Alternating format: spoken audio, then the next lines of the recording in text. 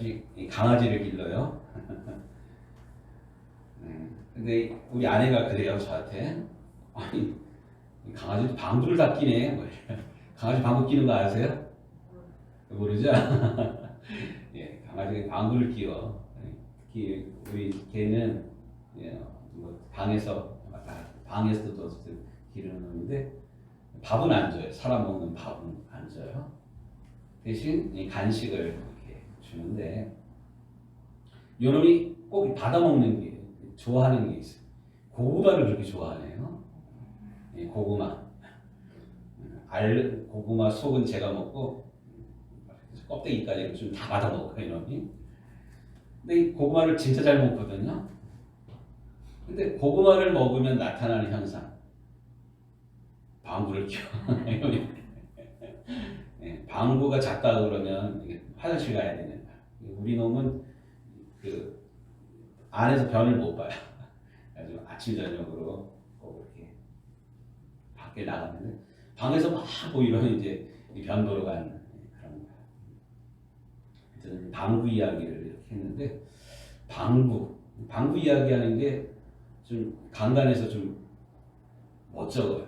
그래서 이 방구 이거를 다른 좀 고상한 말로 바꿀 수는 없을까? 어제 좀 곰곰이 생각을 해봤어요. 방구를 철학적인 용어로 뭐라 그러는지 아세요? 방구. 내적인 갈등의 외적인 표현. 이 방구예요. 예, 오늘 이제 갈등 이야기를 좀 하려고 그러는데 갈등. 한문으로 갈등을 저렇게 쓰더라고요. 갈등. 이 갈등이라는 말의 뜻이 뭐냐면 저 갈자는 칡넝쿨 뭐 이런 뜻이래요. 등은 뭐냐면 등나무 등.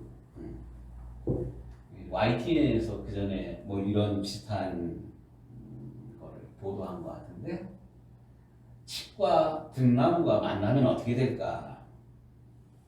이 칡은 한번 여러분들 보세요. 요즘 칡꽃 막 피고 그러는데 이 감고 올라가요. 감고 올라가는데 이 칡이 감고 올라가는 방향은 시계 반대 방향으로 이렇게 감겨요.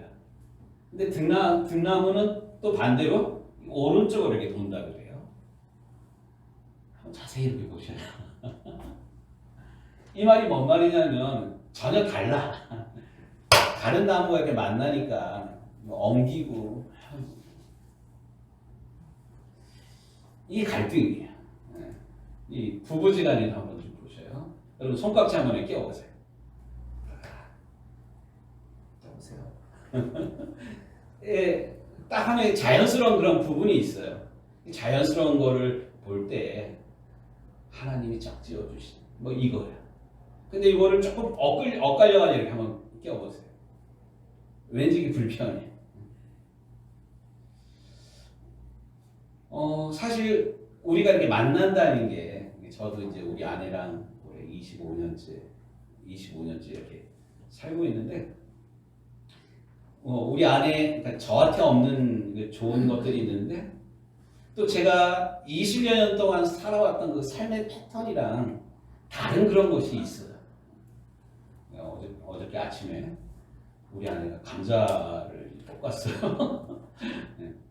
금요일날 퇴근해가지고 감자 반찬을 이렇게 해가지고 어제 아침에 딱 올랐는데 색깔이 뭔 색깔? 허연색. 또 감자를 채 썰어가지고 이렇게 올려. 근데 나는 강원도 사람들 감자가 아니면 어떤 색? 빨간색. 물이 작은 넓적하게 뭐 이게 감자예요. 근데 우리 아내도 곧잘 이렇게 하긴 해요. 그러니까 어저께 정말 오랜만에 하얀색 감자 이렇게 봤거든요. 그러니까 우리 아내는 서울 사람이어가지고 반찬 이러면 뭐 이렇게 해요. 또 어릴 때는 애들 먹게 하느라고 빨갛게 하면 애들 못 먹으니까. 근데 신랑이 뭘 좋아하는지 알면서도 이게 익숙한 거야. 잘하는 그런 거야. 다른 게 틀린 거는 아니잖아요. 어쨌든 반찬이라도 다른 그런 것들이 분명히 있어요. 근데 당신은 왜 이렇게만 해? 계속 얘기하면 네가 해 먹어. 굶고 싶어? 뭐 이렇게 되는 그런 거예요. 예. 다른 거 달라요.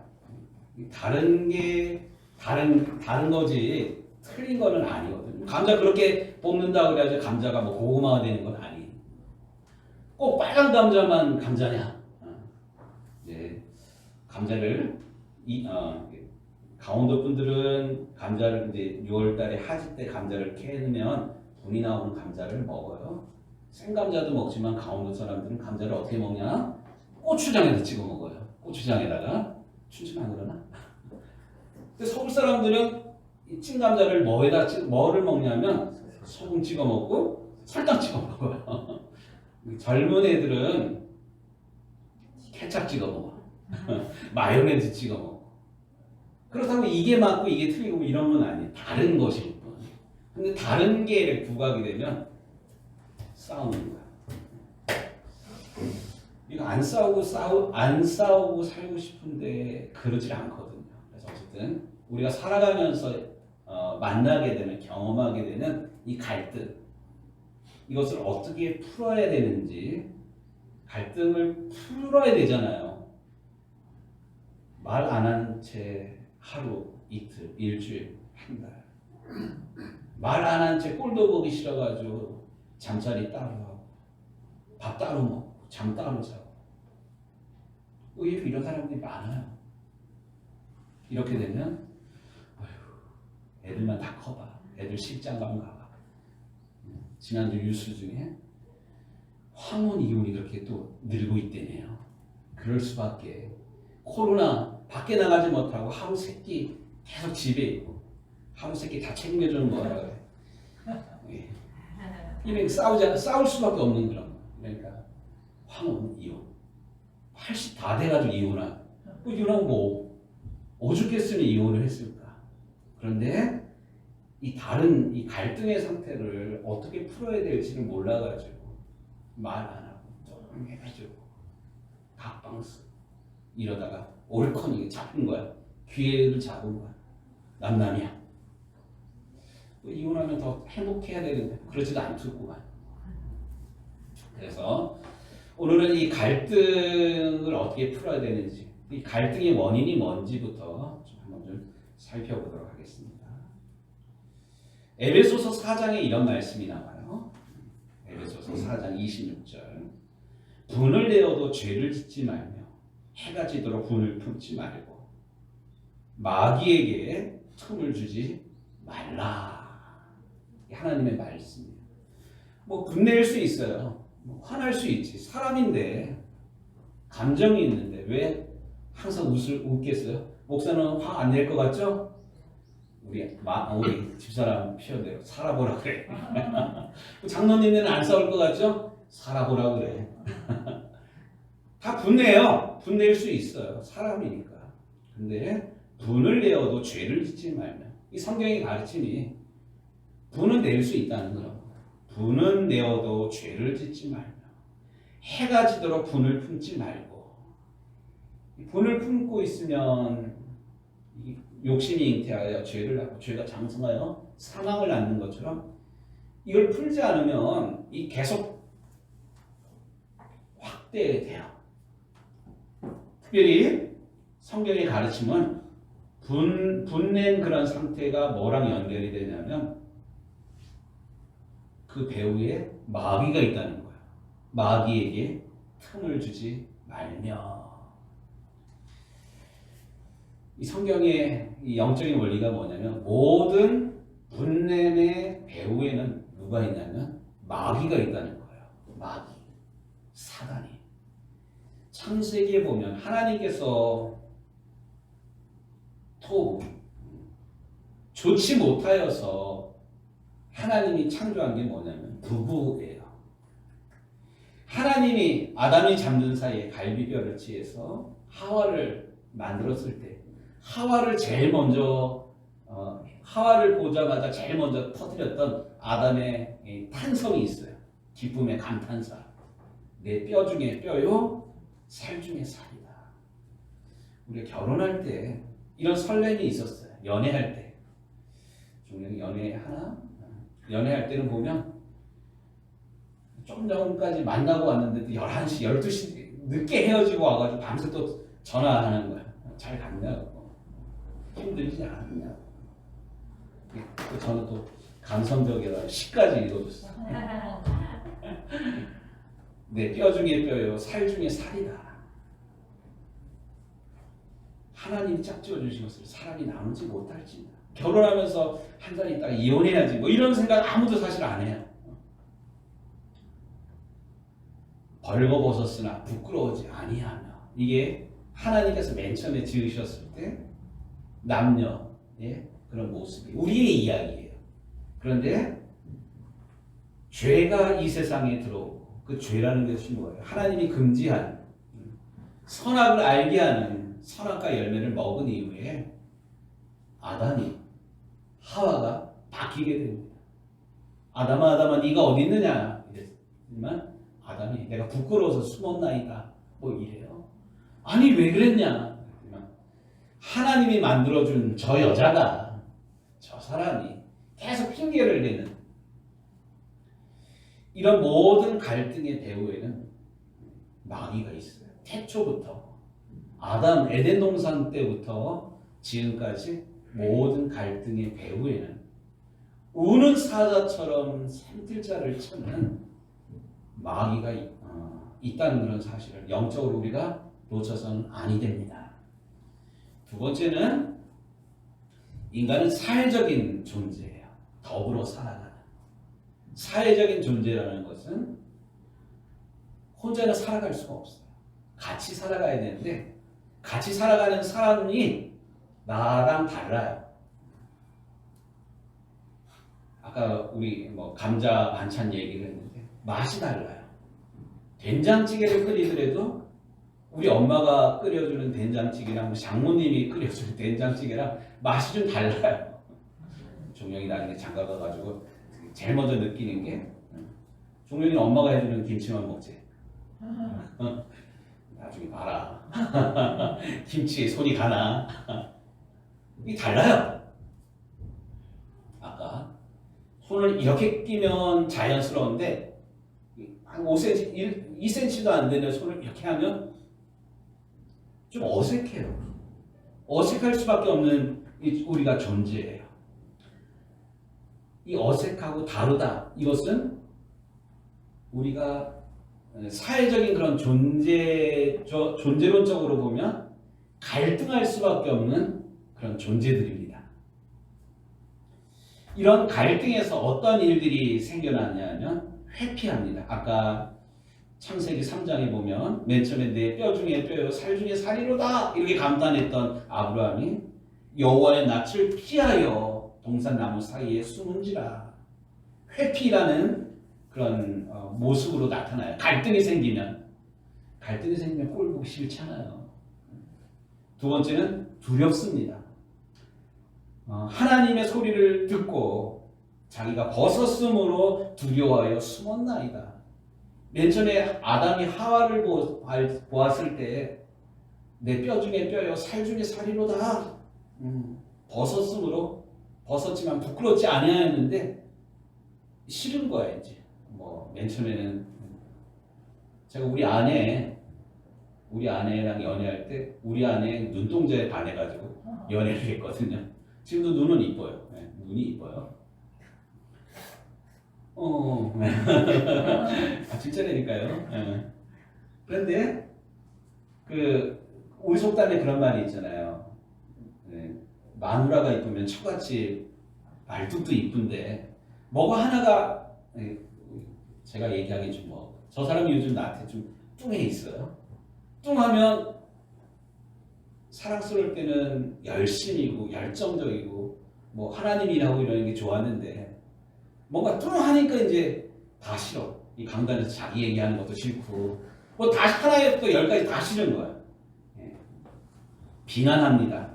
하나님이 주셔서 나와 함께한 그 여자가 나무 열매를 주므로 계속 너 탓이야. 내가 행복하지 않은 건 네 탓, 니를 잘못 만났기 때문에 탓하는 그런 거.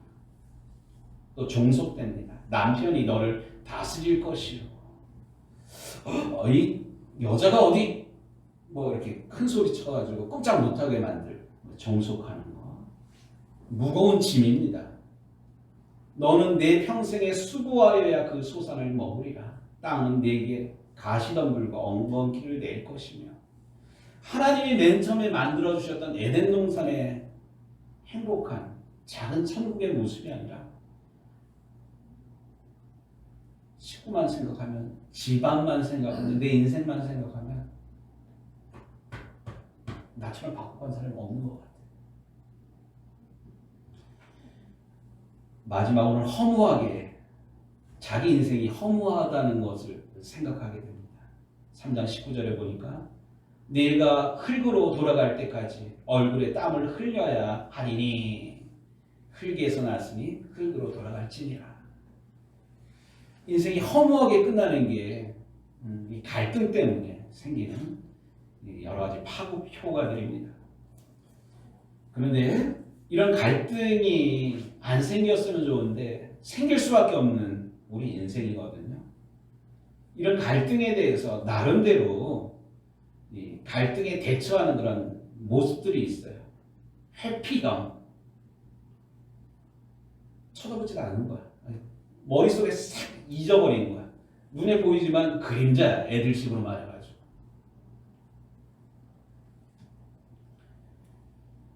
이것이 어떻게 보면 자기를 보호할 수 있는, 뭐 계속 생각하면 자기만 불행해지니까 남편이 보여도 아내가 보여도 그림자처럼 도깨비처럼 뭐 쳐다보지도 않고 말도 안 하고 뭐 그렇게 이게 회피하는 그런 형태예요.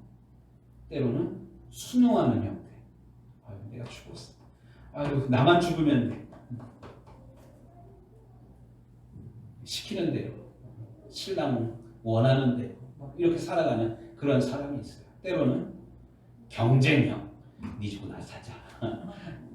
네가 죽나 내가 죽나 보자. 아주 지방식대로 이렇게 살아가는 여러 가지. 때로는 내가 요만큼 양보하고 요만큼 받고 타협하는 그런 형태. 뭐 갈등에 대해서 뭐 여러 가지 그런 형태가 있다 그래요. 그러나 어떠한 경우라도 갈등 상황에서 비난하거나 경멸하거나 또 극단적인 말을 해서는 안 돼요. 넌 끝이야. 뭐 이런 거. 우리 이혼이야. 애들만 다 크고 나면 이혼이야. 뭐 이런 거. 이 극단적인 그런 말을 뱉고 나면 돌이킬 수가 없어요. 근데 사람이라는 게 경멸하거나 극단적인 말을 하거나 경멸해서는 안 되는 것 알면서도 화가 치밀고 나면, 우리 식으로 얘기하면 뚜껑이 열리고 나면 눈에 뵈는 게 없어. 극단적인 그런 말, 극단적인 행동 뱉고 나서는 나중에 주워 담지도 못하고 이러지도 못하고 저러지도 못하는 그런 상황에 이르게 됩니다. 이것이 갈등 상황에 처해 있는 우리를 포함한 일반적인 그런 상황들입니다. 그런데 우리가 누구입니까? 예수 믿는 사람들이잖아요. 뭐 일주일에 한 번 교회에 왔다 갔다 하는 그 정도가 아니라 하나님 살아계시고 그 하나님이 나를 사랑하시고 나를 향한 놀라운 계획을 가지고 계심을 우리가 신뢰하잖아요. 그나마. 그렇다면 성경에서 말씀하시는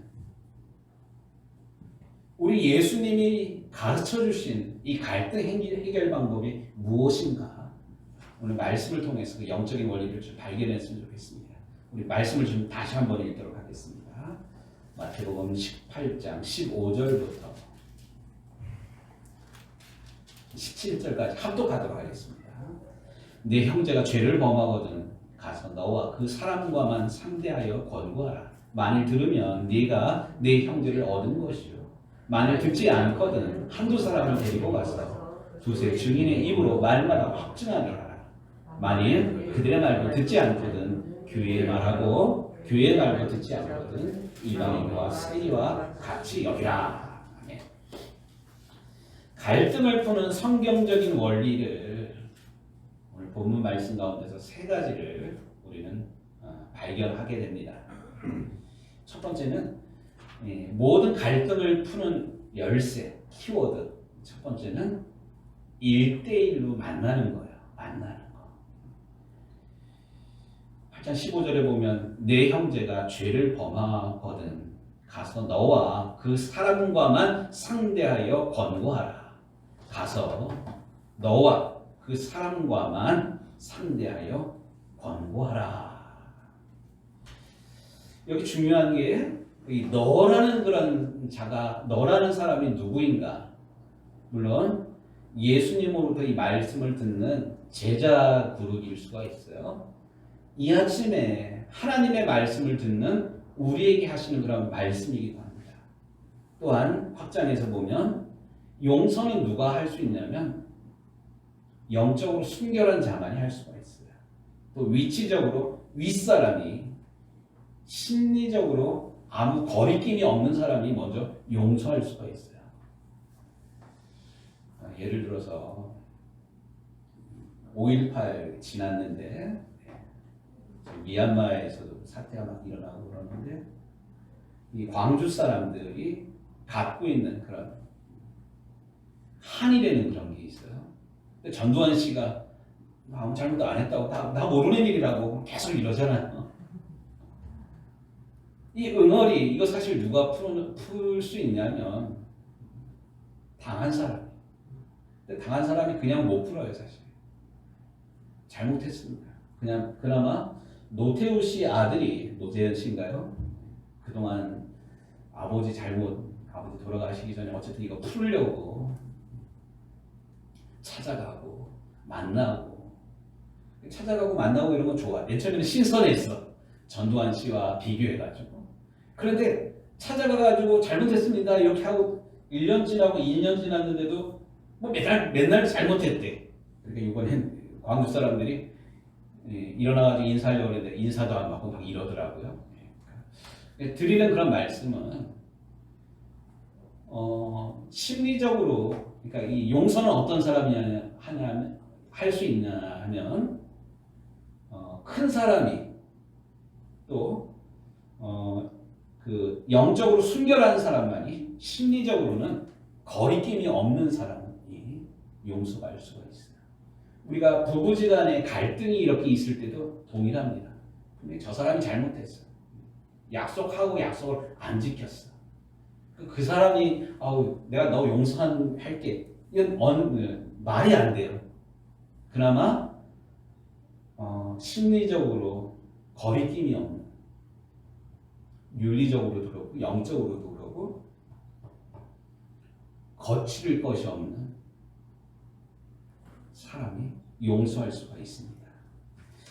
또 누가 옳으냐 누가 그르냐 이런 게 중요한 것이 아니라 오늘 하나님의 말씀을 들은 제자들이 또 영적인 그룹이 내가 윤리적으로 내가 통크게 용서하겠다 이렇게 마음이 들었다면 떠벌리고 내가 가서 용서하고 올게 뭐 이거 아니에요.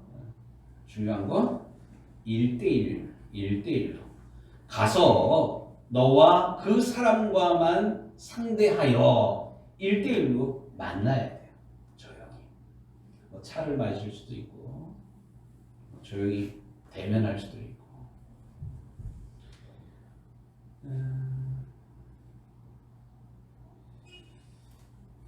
이때 중요한 게 뭐냐면 지금까지 우리가 5주 동안 배웠던 끝낼 것이 아니라면 계속 살아야 되는 그런 상황이라면 지금까지 배웠던 거 첫 주차에 우리가 뭐 배웠어요? 신뢰관계가 우선이라는 거. 뭐 조언도 뭐 해답을 제시하는 것보다 더 중요한 게 신뢰관계. 내가 그럼에도 불구하고 사랑해요. 가정 유지해야 돼요. 우리 가정 깨져서는 안 돼요. 내 마음을 아시잖아요. 이런 상호 신뢰하는 그런 마음이 우선이어야 되고요. 또 우리가 세 번째 주에 배웠던 here and now and here 뭐 고리짝적 이야기, 고리짝적 감정 꺼내가지고 당신 그때 이랬고 이거 말고 지금 내 마음이 이래요. 내 마음이 지금 아파요. 이런 것들을 솔직하게 이야기하는 그런 거예요. 그리고 공감의 그런 방법도 있고 당신도 그랬군요.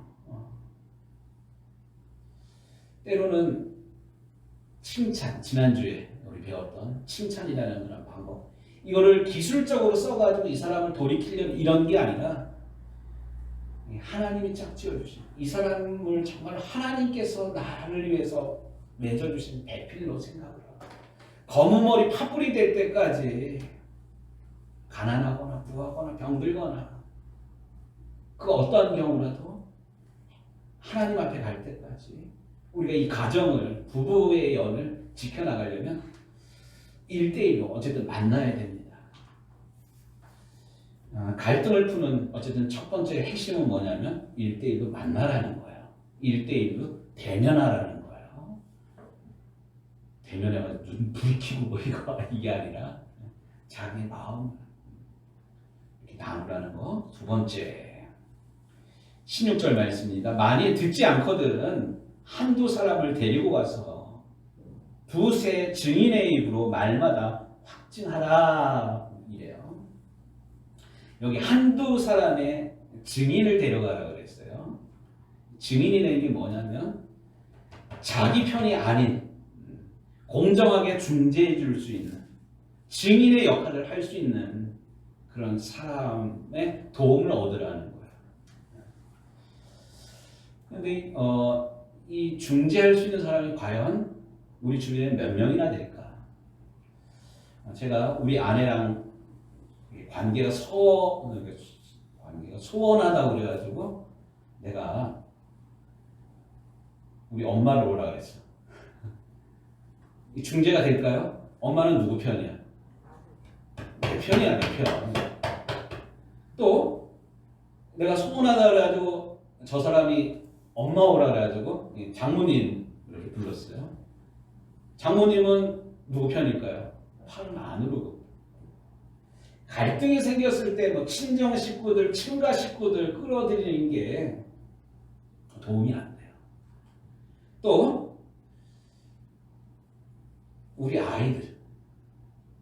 아이들에게 해결해달라고 중재 좀 해줘. 이건 또 넌센스예요. 부모가 풀지 못하는 걸 애들 보고 풀으라 그래.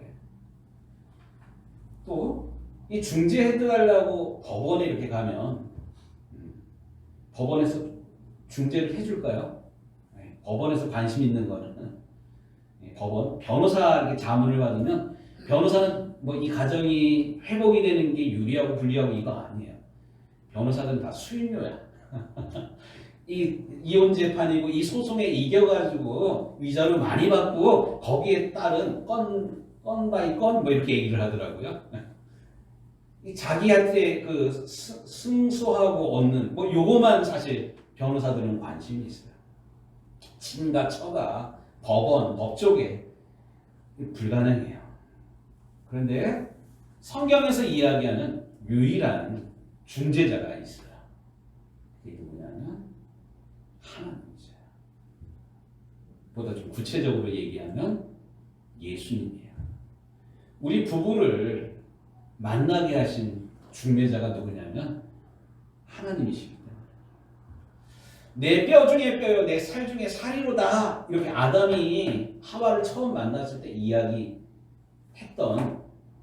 그 말 속에는 이런 그 둘이 하나가 되게 하는 것, 벌거벗었으나 부끄러우지 아니하는 이런 감정이 생기는 그런 거는 제가 한번 3년 전인가 설교할 때 그렇게 얘기를 한 것 같은데 이 양쪽 종이를 붙이기 위해서 풀을 발라요. 근데 풀을 발랐다가 이렇게 띈다 그러면 이 종이를 깨끗하게 완벽하게 뗄 수가 있을까요? 못 떼어요. 요즘 뭐 딱풀은 붙였다가 포스트잇 그거는 띄었다가 이렇게 또 티가 안 나요. 그런데 물먹인 풀 정도가 아니라 여기서 말하는 내 뼈 중에 뼈요 살 중에 살이다. 여기 이야기할 때는 동물성 악교를 취한다고. 동물성 악교를 먹으면 이 종이는 절대로 떨어지지 않아요.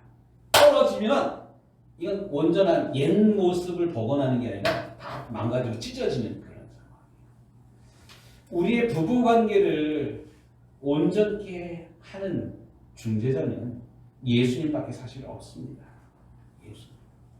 그래서 부부의 사이에는 아이들이 끼일 수도 없고요. 아이들이 끼어서도 안 되고요. 또 양가 부모님이 끼어서도 안 되고요. 뭐 가까운 형제가 끼는 그런 것들도 아니고요. 그래서 우리의 가정이 회복이 되도록, 우리의 가정이 온전한 가정이 화목한 가정이 되도록 하기 위해서는 우리가 그렇기 때문에 기도해야 돼요. 하나님이 맺어주신 가정이지 않습니까? 하나님이 짝져주신 배필이지 않습니까? 하나님, 우리 부부가, 우리 가정이 하나님께 영광이 되고 하나님의 기쁨이 되고 작은 천국, 거룩한 영이 흐르는 그 가정이 되고 하나님 도와주시고 또 회복시켜 주옵소서. 우리의 중재자이신 예수님께 우리 기도하면서 이런 갈등들을 풀어나가야 돼요. 이렇게 해서도 안 된다. 그러면 18절의 말씀을 보니까 진실로 너희에게 이르노니 17절 만일 그들의 말도 듣지 않거든 교회의 말도 듣지 않거든 이방인과 세리와 같이 여기라. 이 말씀은 무슨 말씀이냐면 교회가 어려움 처한 갈등 가운데 있는 가족들의 문제를 등한히 해서는 안 된다고. 정말로 사랑하는 마음으로 이 두 부부를, 이 가정을 사랑하는 마음으로 교회가 떠맡아서 기도하면서 이 문제를 해결해야 된다는 것이 성경적인 그런 원리예요. 근데 우리는 우리의 이야기가 다른 사람들에게 알려지고 또 교회에서 우리를 위해서 기도하는 것 달가워하지 않잖아요. 부끄러워하고 쉬쉬하고 끝나고 뭐 헤어지고 영영 원수처럼 이렇게 살아가는 게 신앙생활하다가 겪게 되는 안타까운 그런 문제이지 않습니까? 어쨌든 중요한 것은 교회는 성도들의 가정의 아픔을 위해서 등한히 하고 모른 채 하는 것이 아니라 정말 기도하고 회복을 위해서 교회가 부단히 노력해야 된다. 그렇게 해서도 안 된다면 교회의 말도 듣지 않으면 이방인과 세리와 같이 여기라. 하나님을 믿는 사람이 아니라라고 여기도록 예수님께서 오늘 우리에게 가르쳐주고 있습니다. 오늘 이제 말씀을 좀 마무리하려고 그러는데 제가 지난 봄학기 때 인터넷으로 공부한 그 과목이 하나가 있어요. 좀 제가 한 25, 6년 정도 신앙 목회하면서 제가 풀지 못하는 그런 부분이 있기 때문에 또 이웃교회가 소송이 걸려가지고 교회 안에 갈등 때문에 교회와 법률이라는 변호사님 통해 가지고 한 12주, 13주 동안 공부한 그런 게 있어요. 아까도 얘기했지만 이 갈등이 생겼을 때 법으로 딱 해결이 될 것 같은데 법으로 해결을 못 해요. 그리고 중요한 것은 개인 간의 그런 갈등뿐만 아니라 교인들 간의 갈등뿐만 아니라 교회 안에서 생기는 그런 갈등들을 법의 힘을 빌려가지고는 해결을 못한다. 제가 이것을 어쨌든 배웠어요. 중요한 건 법원으로 가기 전에 다른 사람들의 그 중재를 통해서 해결받기 전에 1대1로 대면하는 것이 무엇보다 중요하다. 이것을 좀 깨달았습니다. 갈등이 있는 상태에 있으면 평안할 수가 없어요. 잠이 안 와요. 또 우리가 기도하는 사람들 있잖아요. 갈등에 놓이게 되면 깊은 기도를 할지 못해요. 그냥 뭐 눈 감고 있기는 하는데 눈 감고 있으면서 기도하는 것이 아니라 한숨만 계속 이렇게 나옵니다. 또 갈등 가운데 놓이게 되면 기도가 막혀요. 더군다나 응답받는 기도가 불가능해요. 오늘 말씀에도 그러잖아요. 진실로 너희에게 이르노니 무엇이든지 너희가 땅에서 내면 하늘에서도 매일 것이요 땅에서 무엇이든지 풀면 하늘에서도 풀리리라. 땅에서 이게 감정이 꼬여 있는데 이런 상태에서 드리는 기도가 하늘 보좌를 움직이겠습니까? 아무리 간절히 기도한다 그래도 하늘이 응답하겠습니까? 이 불편한 상태, 갈등이 있는 상태에서 우리가 드리는 모든 기도는 불가능해요. 그래서 중요한 건 우리의 삶이 평안하기 위해서는 우리의 기도가 응답되기를 정말로 원한다면 어쨌든 풀어야 돼. 풀면서 살아야 돼요. 매인다는 것은 뭐를 전제로 하냐면 풀린다는 것을 전제로 하는 그런 말씀이거든요.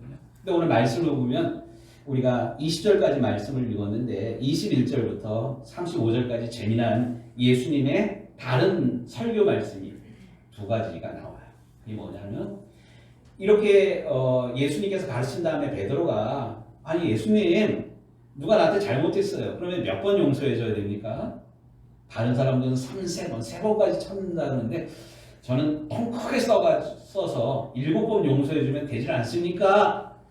베드로가 나 마음 넓죠? 뭐 이런 마음으로 예수님한테 말씀드렸어요. 근데 예수님이 중요한 말씀을 합니다. 7번씩 70번이 아니라 그러니까 3번 7번이 아니라 70번씩 7번이라도 용서해 주라 이런 말을 해요. 70번씩 7번 한 490번 500번 용서해 주라 이런 뜻으로 말씀하신 게 아니에요. 끝까지 용서해 주라는 말씀을 전제로 예수님이 이야기하고 있습니다. 그러면서 1만 달란트 빚진 자에 대한 이야기 나옵니다. 1만 달란트가 얼마 정도의 돈이냐면 1달란트는 20년 동안의 연봉이에요. 20년. 우리 최현수 집사님 학교 졸업하고 24년 동안 직장 생활을 했어요. 한 푼도 안 쓰고 모아놓은 돈 생각을 하는데요. 이게 1달란트예요. 그럼 1만 달란트는 도대체 얼마일까? 감히 셀 수 없는 그런 어마어마한 빚이에요. 근데 1만 달란트를 도저히 갚을 수 없는 그런 형편을 알고 이 주인이 이 사람을 용서해 줬어요.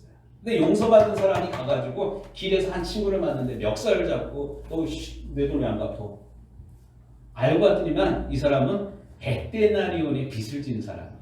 100데나리온은 한 데나리온은 하루치 품삯이에요. 100데나리온이라는 건 석달치 품삯이에요. 1만 달란트 빚을 탕감받은 사람이 이 100데나리온 이거 사실 별거 아니에요. 그런데 용서하지 못하고 돈 안 갚는다고 때리고 감옥에 집어넣는 이 이야기를 예수님께서 하십니다. 중요한 건